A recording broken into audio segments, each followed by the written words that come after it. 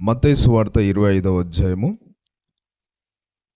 14వ వచనం నుండి 25వ వచనం వరకు చదువుకుందాం. పరలోక రాజ్యము ఒక మనుషుడు దేశాంతరమునకు ప్రయాణమై తన దాసులను పిలిచి తన ఆస్తిని వారికి అప్పగించినట్లుండెను. అతడు ఒకనికి 5 తలాంతులను, ఒకనికి 2, ఒకనికి 1, ఎవని సామర్థ్యము చొప్పున వానికిచ్చి వెంటనే దేశాంతరము పోయెను. 5 తలాంతులు తీసుకుని వాడు వెళ్ళి వాటితో వ్యాపారం చేసి మరి 5 తలాంతులు సంపాదించెను. అలాగనే 2 తీసుకుని వాడు మరి 2 సంపాదించెను. అయితే 1 తలాంతు తీసుకుని వాడు వెళ్ళి భూమి త్రవ్వి తన యజమానుని సొమ్ము దాచిపెట్టెను. బహుకాలమైన తర్వాత ఆ దాసుల యజమానుడు వచ్చి వారి యొద్ద లెక్క చూసుకొనెను. అప్పుడు 5 తలాంతులు తీసుకుని వాడు మరి 5 తలాంతులు తెచ్చి, అయ్యా, నీవు నాకు 5 తలాంతులు అప్పగించితివే, అవియుగాక మరి 5 తలాంతులు సంపాదించితినని చెప్పాను. అతని యజమానుడు, బల నమ్మకమైన మంచి దాసుడా, నీవి కొంచెములో నమ్మకంగా ఉంటివి, నిన్ను అనేకమైన వాటి మీద నియమించెదను, నీ యజమానుని సంతోషంలో పాలు పొందుమని అతనితో చెప్పాను. అలాగే 2 తలాంతులు తీసుకుని వాడు వచ్చి, అయ్యా, నీవు నాకు 2 తలాంతులు అప్పగించితివే, అవియుగాక మరి 2 తలాంతులు సంపాదించునని చెప్పాను. అతని యజమానుడు, బల నమ్మకమైన మంచి దాసుడా, నీవు ఈ కొంచెములో నమ్మకంగా ఉంటివి, నిన్ను అనేకమైన వాటి మీద నియమించెదను, నీ యజమానుని సంతోషములో పాలు పొందుమని అతనితో చెప్పాను. తర్వాత 1 తలాంతు తీసుకుని వాడును వచ్చి, అయ్యా, నీవు విత్తని చోట కోయివాడును, చల్లని చోట పంట కూర్చుకొని వాడవని వైనా కఠినుడవని నేను ఎరుగుదును. కనుక నేను భయపడి వెళ్ళి నీ తలాంతును భూమిలో పాతిపెట్టి తిని, ఇదిగో నీది నీవు తీసుకునమని చెప్పాను. ఇక్కడ చదువుకున్న వాక్యంలో మనం గనుక గమనించినట్లయితే యేసుక్రీస్తు ప్రభు ఒక ఉపమానం చెప్తూ ఉన్నాడు. ఏం ఉపమానం అంటే పరలోక రాజ్యం సంబంధించిన ఉపమానం చెప్తున్నాడు. ఒక పరలోక రాజ్యము దేనితో పోల్చినాడంటే, ఇక్కడ ఒక యజమానుడు, అలాగనే దాసులు.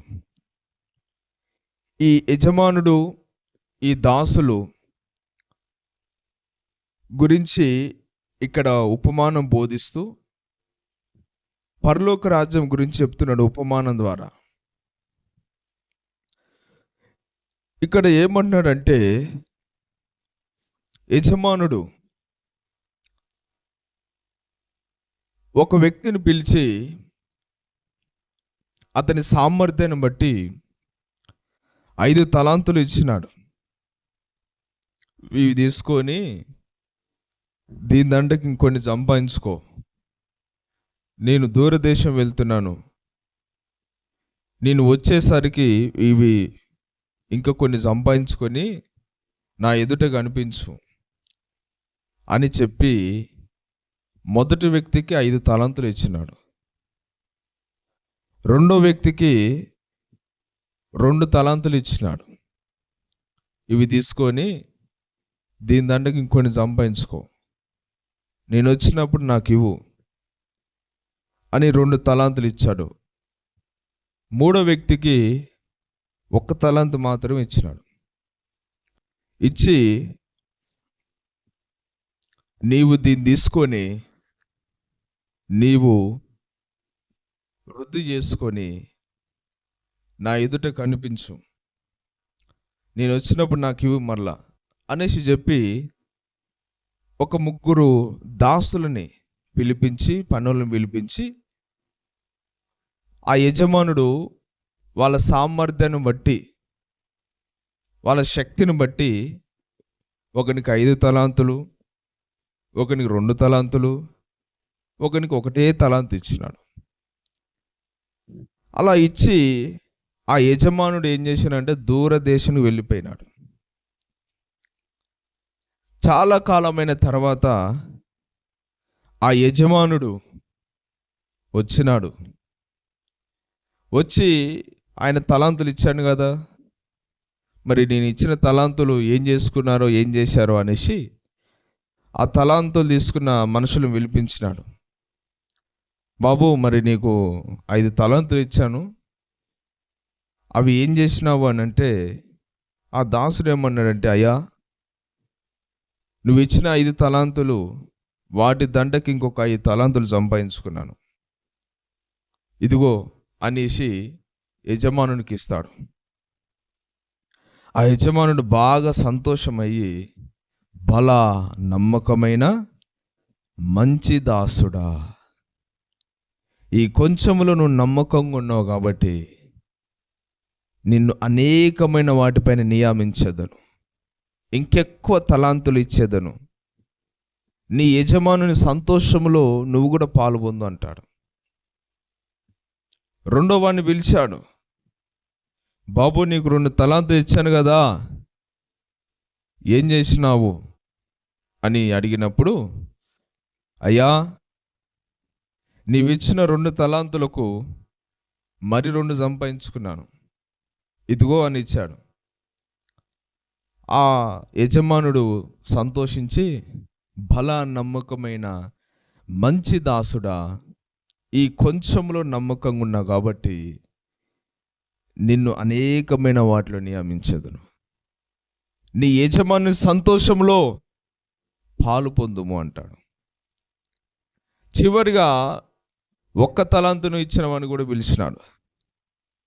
బాబు, నీకు 1 తలాంతు ఇచ్చాను కదా, ఏం చేసినావు అని అన్నప్పుడు ఆ 1 తలాంతు తీసుకున్న వ్యక్తి ఏమన్నాడంటే,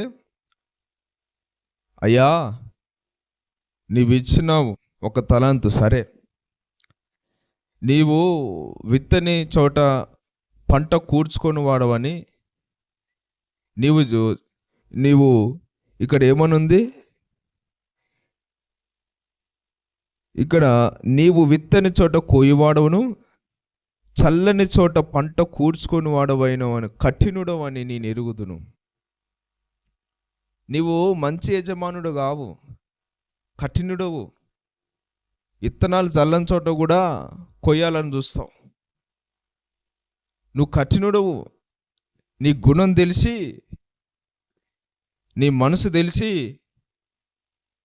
నేనేం చేసినానంటే, నీవిచ్చిన తలాంతుని తీసుకుపోయి భూమిలో పాతిపెట్టిన. అప్పుడు ఆ యజమానుడు అంటాడు, చెడ్డ దాసుడా, ఏమంటున్నాడు, చెడ్డ దాసుడా. ఇక్కడ చూడండి 26వ వచనంలో ఏమంటున్నాడంటే, అందుకు అతని యజమానుడు వానిని చూచి, సోమరువైన చెడ్డ దాసుడా. ఏమన్నాడు, సోమరువైన చెడ్డ దాసుడా. ఈ 1 తలాంతు తీసుకున్నవాడు ఎలాంటి వాడు అంటే సోమరిపోతు. ఏ పోతు? సోమరిపోతాడు, తిండిపోతాడు, పండుపోతాడు, తిరిగిపోతాడు, లోకానుసారి, చురుకుతనం లేదు, బాధ్యత లేని వ్యక్తి, కష్టపడి పైకొద్దామని ఆలోచన లేదు. ఈ వ్యక్తి మోసకరమైన వ్యక్తి, చెడ్డవాడనమాట. అందుకనే ఇతని గుణం తెలిసే 1 తలాంతు ఇచ్చినాడు. ఆ ఇచ్చిన దాన్ని కూడా కాపాడుకోకుండా దాన్ని భూమిలో పాతిపెట్టినాడు. ఇప్పుడు యజమాను కోపం వచ్చి ఏం చేస్తాడు, సోమరైన చెడ్డ దాసుడా అనేసి యజమానుడు అతన్ని అంటున్నాడు. వీడు ఇంత చెడ్డ దాసుడు కాబట్టి వీడిని తీసుకొని పోయి నరకంలో అగ్నిగుండంలో పడేయండి అని ఆ యజమానునికి ఉన్న దాసులతో చెప్తున్నాడు, ఆ పనులతో చెప్తున్నాడు. నేను ఇచ్చిన దాన్ని భూమిలో పాత పెట్టే ఎందుకు? ఎవరికైనా ఇయ్యకపోయావా సహకారులకి? వాళ్ళనే వృద్ధి చేసుకునే వాళ్ళు కదా. నీకెట్లాగో ఎదగాలని బుద్ధి లేదు, ఎదగాలని ఆలోచన లేదు, దానికి ఇంకొకటి సంపాదించుకోవడం లేదు, సోమరితనం వచ్చి లోకాశలు వచ్చి దాన్ని వృధా చేసుకున్నావు. కాబట్టి ఇతని తీసుకుపోయి అగ్నిగుండంలో వేయండి అనేసి అతని కిందన పనులు చెప్తాడు. అంటే దేవుడు ఇక్కడ యేసుప్రభు ఈ ఉపమానం ఎందుకు చెప్పినాడంటే నమ్మకత్వాన్ని దేవుడు కావాలనుకుంటున్నాడు. దేవుడు మనకిచ్చిన తలాంతులు మనం నమ్మకంగా ఉపయోగించాలి. అవి ఏదైనా కానీ, దేవుడిచ్చిన వరాలు, దేవుడిచ్చిన తలాంతులు, దేవుడిచ్చిన ఏదైనా కూడా మనం నమ్మకంగా కాపాడుకున్నప్పుడు వాటికంటే ఇంకెక్కువ దేవుడు మనల్ని ఆశీర్వదిస్తాడు, ఇంకెక్కువ బాధ్యత ఇస్తాడు, ఇంకెక్కువ వాటి మీద మనకు అధికారం ఇస్తాడు. మనలో ప్రతి వారికి ఆయా తలాంతులు ఇవ్వచ్చు. ఆ తలాంతులు ఇచ్చినప్పుడు మనం ఏం చేయాలి? కాపాడుకోవాలి. కాపాడుకున్నవాడే ధన్యుడు. చాలామంది పోగొట్టుకున్నారు. వారు విచ్చలవిడితనం బట్టి ఇట్లాంటి సోమరి దాసుల్లాగా వాళ్ళు కూడా సోమరితనం అయి లోకాశలో ఉండి పోగొట్టుకున్నారు వాళ్ళ తలాంతులని. దేవుడు నమ్మకమైన వారి కోసం వెతుకుతున్నాడు. ఎవరి కోసము? నమ్మకమైన వారు కావాలి. ఆయన పరలోక రాజ్యములో ఉండేవారు నమ్మకమైన వారు కావాలి, మంచివారు కావాలి. తిండిపోతులు, తిరిగిపోతులు, సోమరిపోతులు, లోకాశులు, పాపులు, వ్యభిచారాలు అవసరం లేదు. దేవుని ఇల్లంతటిలో మనం ఎలా ఉండాలి? నమ్మకంగా ఉండాలి. అది దేవుడు కోరుతున్నాడు. యేసు ప్రభు సేవ చేస్తున్నప్పుడు ఎంతోమంది ఆయనను వెంబడించేవాళ్ళు, ఎంతోమంది ఆయన వెనుకలు వెళ్ళేవారు. గొప్ప సమూహమే ఆయన వెనుకాల వెళ్ళేది. కానీ అందరూ ఎలా ఉండేదంటే గుంపులు గుంపులు వెళ్ళినారు, కానీ వాళ్ళు ఎలా ఉండేదంటే రకరకాల ప్రజలు ఉండేవాళ్ళు. అందరూ ఏదో వాక్యం వినడానికి వెళ్ళేవారు కాదు, ఆయన మీద ప్రేమ ఉండి కాదు వెళ్ళేవారు. ఎందుకు వెళ్ళేవారంటే కొంతమంది, అరే ఇంతమంది వెళ్తున్నారు ఈయన వెనకాల, ఏం జరుగుతుందో ఏమో, మనం కూడా వెళ్దాము అనేసి ఒక గుంపు ఉన్నారు. అంటే అందరూ వెళ్తున్నారు కదా, మనం కూడా వెళ్దాం, ఏం జరుగుతుందో చూద్దాం అని ఒక గుంపు వెళ్ళినారు. ఇంకొకలేమో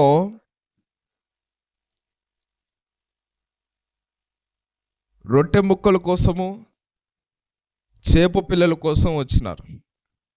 ఇంకొకరు దేనికోసము? రొట్టె ముక్కలు, చేప పిల్లలు. ఎందుకంటే యేసు ప్రభు మరి అరణ్యంలో సువార్త ప్రకటిస్తున్నప్పుడు అక్కడ ఏం దొరకవేది కాబట్టి వచ్చిన వారికి రొట్టె ముక్కలు, చేప పిల్లలు పెట్టేవారు. అందుకని బాగా అలవాటు అయిపోయింది వాళ్ళకి.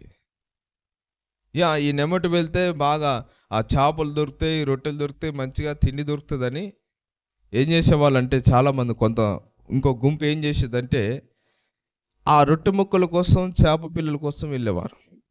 వాక్యం వింటాను కాదు, ఆయన మీద ప్రేమ ఉండి కాదు, తిండి కోసం వెళ్ళేవారు.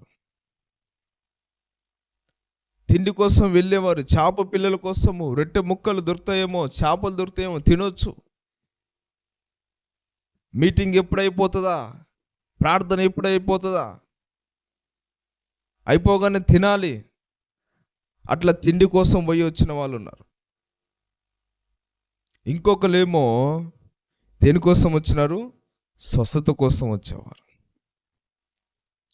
ఇంకొకరు స్వస్థత వస్తే చాలు, స్వస్థపరచబడితే చాలు, ఇంకా యేసు ప్రభు లేకున్నా ఏం పర్వాలేదు. ఈరోజు చాలామంది ఎలా ఉన్నారంటే స్వస్థత కోసం వచ్చేవారే, అద్భుతాల కోసం వచ్చేవాళ్ళు, దేవుని కోసం కాదు. ఒక అద్భుతం జరిగితే చాలు, ఇక నేను వెనక తిరిగిపోతాను, నాకు దేవుడు వద్దు, నాకున్న రోగం పోతే చాలు, నాకున్న బాధలు పోతే చాలు. ఎందుకు వచ్చినావు చర్చికి, దేవుని ఎందుకు నమ్ముకున్నావు అని అంటే, నాకున్న రోగం పోవడానికి, నాకున్న అప్పులు పోవడానికి, నాకున్న నొప్పులు పోవడానికి, నాకున్న రోగాలు పోవడానికి దేవుని నమ్ముకున్నాను అంటారు. దేవుని ఎందుకు నమ్ముకున్నావు? స్వస్థత కోసమా, బాధల కోసం పోవడానిక? కాదు. అలా నమ్ముకుంటే మనం ప్రభువుతో చిరకాలం మనం నిలబడలేము. ఎందుకంటే అవి పోతాయి ఇవి పోతాయి అని నువ్వు వచ్చినావు, ఒకవేళ పోలేదనుకో మళ్ళీ ఏమైపోతావు? వెనక తిరిగిపోతావు.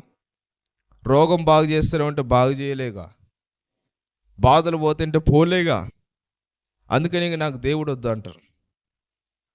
అందుకనే స్వస్థత కోసం వచ్చిన, బాధలు పోతాయని వచ్చినా మనం యేసు ప్రభువులో స్థిరంగా ఉండలేం. ఇంకొకరు ఏమో యేసు ప్రభుని పట్టుకోవడానికి వచ్చినారు. అంటే ఆయన మాటలలో, ఆయన చేసే అద్భుతాలలో పట్టుకోవడానికి వచ్చిన వాళ్ళు ఉన్నారు. వాళ్ళు ఎలాంటి వాళ్ళు అంటే, యేసు ప్రభువులు ఒకవేళ ఏదన్నా ఒక అద్భుతం చేసినప్పుడు పట్టుకోవాలి, ఆయన మీద నింద మోపాలి, ఆ నింద మోపి ఆయనని చంపేయాలి, సిలువ వేయించాలి అనేసి ఆయన మాటలలో, ఆయన చేసే అద్భుతాలలో పట్టుకొని సిలువేయాలని ఒక గుంపు. చాలామంది ఉంటారు ఇట్లాంటి వాళ్ళు. యేసు ప్రభు కాలంలోనే ఉన్నారు. యేసు ప్రభు కాలంలోనే ఆయన ఎక్కడికి వెళ్ళినా కూడా ఆయన శత్రువులు ఒక బల్లెంలాగా ఉండేవారు ఆయనకి ఎదురుగా. ఎక్కడ పోయినా కూడా అక్కడికి వచ్చి, ఇది ఎలా చేసినావు ఈ అద్భుతం, ఎవరు ఇచ్చారు నీకు ఈ అధికారం, నువ్వు ఎలా మాట్లాడుతున్నావు ఈ విధంగా, ఒక మనిషి దేవుడు ఎలా అవుతాడు అని రకరకాలుగా ఆయనను శోధించేవారు. ఈ రోజులలో చాలామంది కూడా అలాగనే ఉన్నారు. ఇలా ఇబ్బంది పెట్టేవారు ఉన్నారు. దేవుని యుద్ధకు వచ్చేవారు ఏదో ఇబ్బంది పెట్టడానికి, ఇరుకులు పెట్టడానికి వచ్చి పెట్టాలని చూస్తారు. కానీ దేవుడు నమ్మదగిన వాడు కాబట్టి నీతిమంతుల పక్షంగా ఉంటాడు ఆయన. యువతలలో ఎన్ని గోతులు తీసినా కూడా వారు తీసుకున్న గోతులో వాళ్ళే పడతారు, కానీ నీతిమంతులు మాత్రము స్థిరంగా ఉంచుతారు దేవుడు. హల్లెలూయా. అందుకని మాటలలో, ఆయన చేసే అద్భుతాలలో పట్టుకోవాలని ఒక గుంపు వచ్చేవారు. ఇంకొకరు ఎవరంటే యేసు ప్రభు కోసం వచ్చిన వాళ్ళు ఉన్నారు. యేసు ప్రభు కోసము, ఆయన వాక్యము కోసము, ఆయన యొక్క చిత్తం నెరవేర్చడానికి,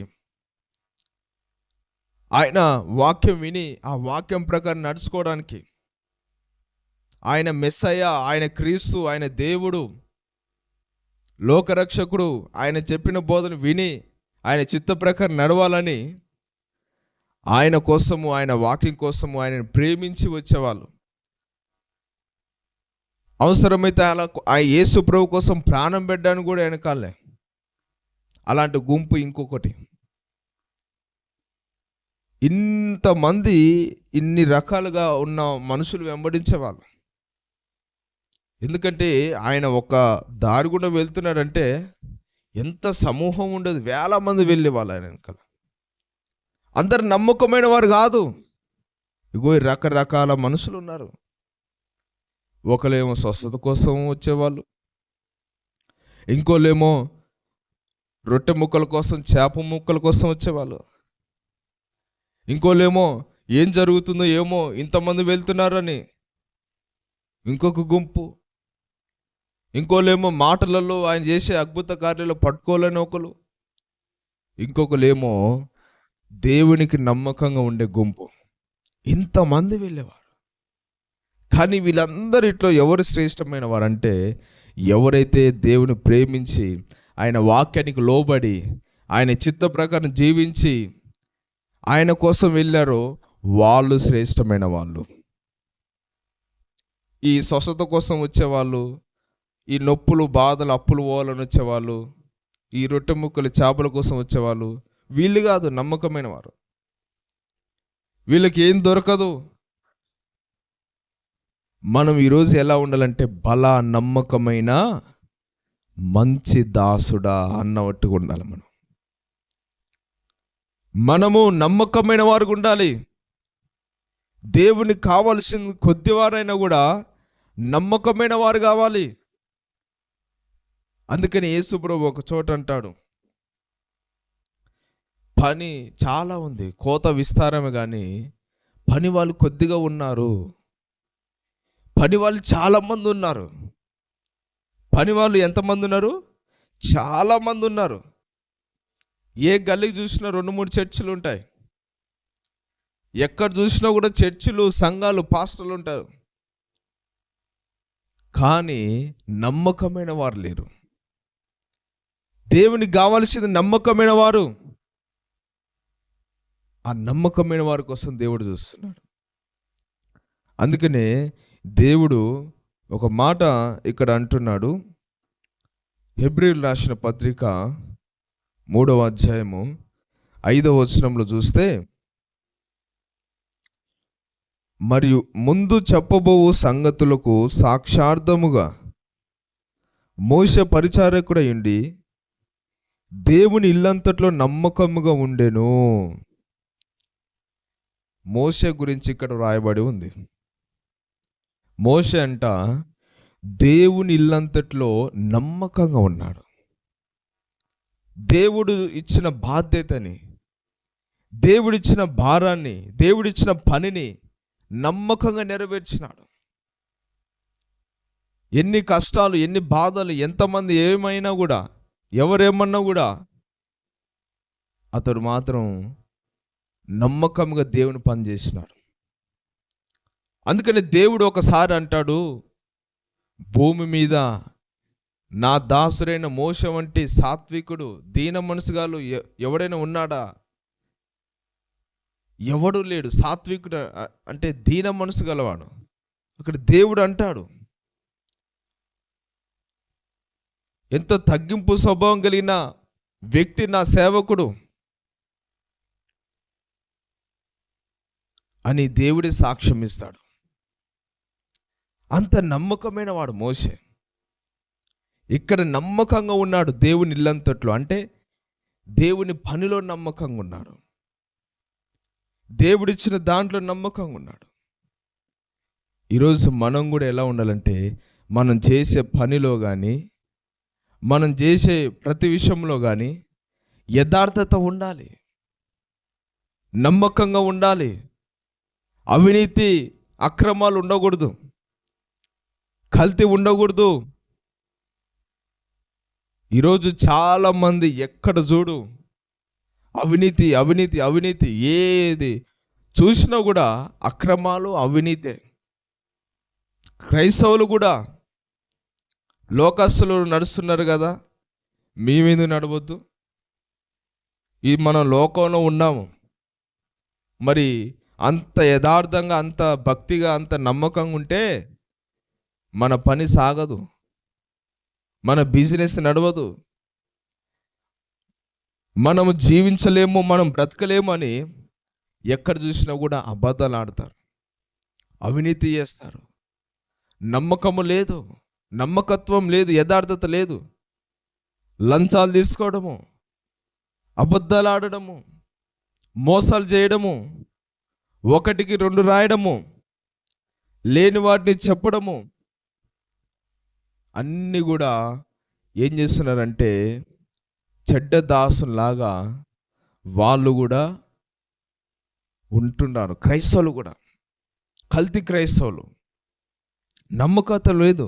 దేవుడిచ్చిన దాంట్లో మనం నమ్మకంగా ఉండాలి.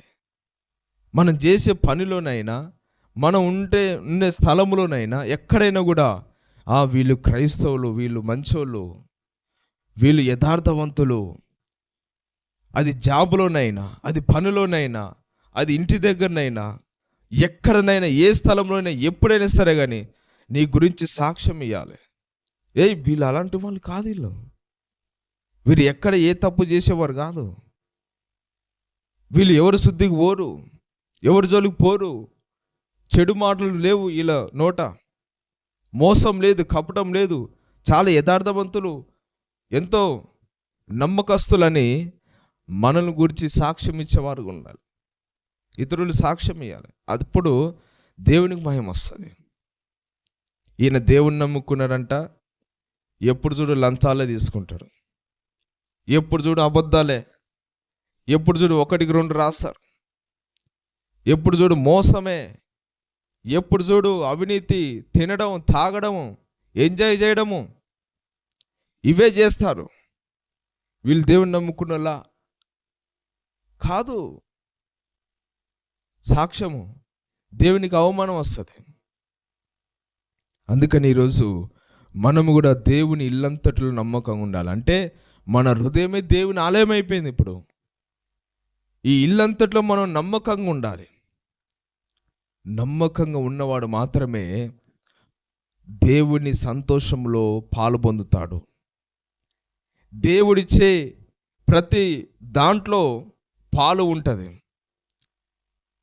ఈ కొంచెంలో నమ్మకం ఉన్నావు కాబట్టి అనేకమైన వాటిపైన అధికారిగా నియమిస్తా అంటున్నాడు. దేవుని సంతోషంలో నువ్వు పాలు పొందుతావు. ఈరోజు మనకిచ్చిన తలాంతులను కూడా మనం కాపాడుకున్నప్పుడు మనము కూడా, దేవుడు మనల్ని కూడా ఏం చేస్తాడు, ఇంకెక్కువ మనకు బాధ్యతనిచ్చి అధికారాన్ని ఇస్తాడు. ఆయన సంతోషంలో మనం కూడా పాలు పొందుతాము. అది ఏ వరమైనా కావచ్చు, అది పాటల వరమైనా, ప్రార్థన వరమైనా, వాక్యం చెప్పడమైనా, లేదంటే పరిశుద్ధత అయినా, విశ్వాసమైన, ఏ తలాంతులైనా కూడా మనం నమ్మకం కాపాడుకున్నప్పుడు దేవుడు సంతోషిస్తాడు.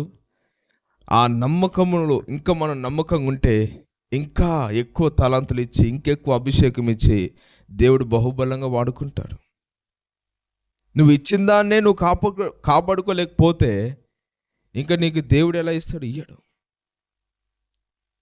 అందుకనే ఈరోజు చాలామంది దేవుడు ఎన్నో ఇవ్వాలనుకుంటున్నాడు, మంచి తలాంతులు ఇవ్వాలనుకుంటున్నాడు, మంచి వరాలను ఇవ్వాలనుకుంటున్నాడు, దేవుడు ఆశీర్వదించాలనుకుంటున్నాడు. కానీ నమ్మకమైన వారు లేరు, నమ్మకమైన వారు కనిపిస్తలే. అందుకనే దేవుడు ఇవ్వట్లేరు. ఒకవేళ ఇచ్చినోనికి వాడు నమ్మకంగా ఉంటాడేమో, ఉంటే ఇంకెక్కువ ఇద్దాం అనుకుంటే ఆ ఇచ్చినోడు కూడా ఏం చేస్తున్నాడు, ఇచ్చిన తలాంతును ఏం చేస్తున్నాడు, పోగొట్టుకుంటున్నాడు. అంటే ఎందుకు పోగొట్టుకుంటున్నాడు అంటే అవిధేయత వలన, దేవునికి ఇష్టానుసారంగా జీవించకపోవడం వల్ల, దేవుడు చెప్పినట్టుగా నడవకపోవడం వల్ల, అవిధేయత వలన ఇచ్చిన తలాంతును కోల్పోయి భ్రష్టులైపోతున్నారు. అందుకని ఈరోజు అలా కాకుండా దేవుడు ఇచ్చిన పనిలో, దేవుడు చెప్పిన దాంట్లో మనం నమ్మకంగా ఉన్నప్పుడు దేవుడు ఎంతైనా మనల్ని ఆశీర్వదించి వాడుకుంటాడు. హల్లెలూయా, దేవునికి స్తోత్రం, హల్లెలూయా. ఈ ఉపమానము యేసుప్రభు ఏం చెప్తున్నాడంటే, పరలోక రాజ్యము ఈ విధంగా ఉంటుంది. నమ్మకంగా ఉన్నవారు ఇంకెక్కువ ఉన్న, ఇంకా అనేకమైన వాటిపైన వాళ్ళకు అధికారం ఉంటుంది. దేవుని సంతోషములో వాళ్ళు పాలు పొందుతారు. అనేసి దేవుడు చెప్తున్నాడు. అదే నమ్మకం లేనివారు, నమ్మకత్వం కోల్పోయిన వారు, యథార్థత లేనివారు, పరిశుద్ధత లేనివారు ఏమైపోతారు? చెడ్డ దాసుడిలాగా అగ్ని గుండంలో గాలిపోతారు. అందుకనే మనం ఏ విషయంలోనైనా నమ్మకం కలిగి జీవించాలి, పరిశుద్ధత కలిగి జీవించాలి. అవినీతి, అక్రమం ఉండకూడదు. దేవునికి నమ్మకంగా ఉండాలి. దేవుని ఇల్లంతట్లో నమ్మకంగా ఉన్నప్పుడు దేవుడు మనని గురించి కూడా సాక్ష్యం ఇస్తాడు. మోషే గురించి ఇచ్చినాడు. నువ్వు కూడా, నేను కూడా, అందరం ఉంటే అట్టి సాక్ష్యం మనం కూడా పొందగలుగుతాము.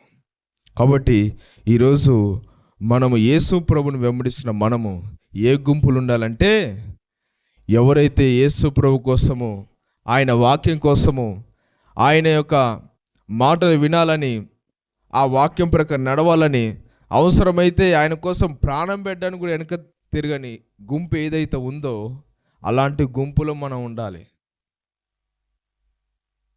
దేవుని కోసము, ఆయన వాక్యం కోసము, ఆయన రాకడ కోసము, ఆయన రాజ్యం కోసం ఎదురు చూసే గుంపులో మనం ఉండాలి.